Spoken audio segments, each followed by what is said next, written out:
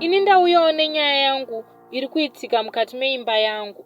Mumba mangu hama dzangu mava kuita sekunge makaberekera ingwe. Situation iri mumereji yangu yashatisisa kusvika pastage yekuti umwe neumwe ava kubika nepoto yake. Zvino zvinorwadza kuti murume nemukadzi wake muite sekunge mabhachura, umwe nomumwe achikwaya sadza rake mumba medu.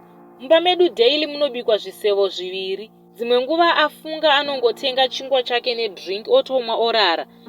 Isu tiri vanhu vanotukana zvekuti tinobuda kusvika murodhi tichishaudhana. Zvinhu zvacho zvatinotukirana zvacho, kana ukada kuzvitarisa unoona kuti hapana kana nyaya.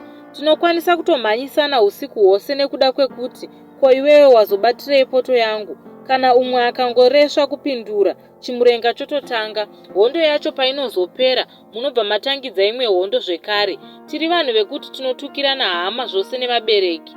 Mudzimai wangu akambondituka kuti amai vako vanoroya. Ininiwo ndikamupindura kuti zibaba rakafa rapera muto nekuda kweAIDS. Ndinoziva kuti mashoko awo akashata, asi ini nemudzimai wangu ndizvo zvatiri kutoita. Kuuyawo nenyaya yangu pano kudai, kutsvakawo help. Nekuti hama dzakazama kutonga nyaya dzedu, dzikasvika pakuneta.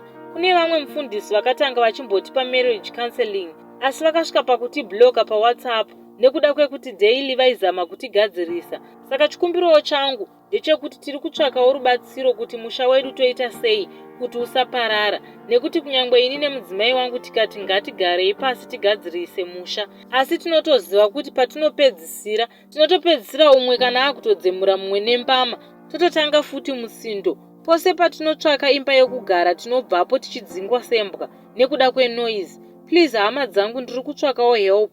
Mudzimai wangu ndinomuda, iye anondidawo, asi tiri kuita sevatedzani.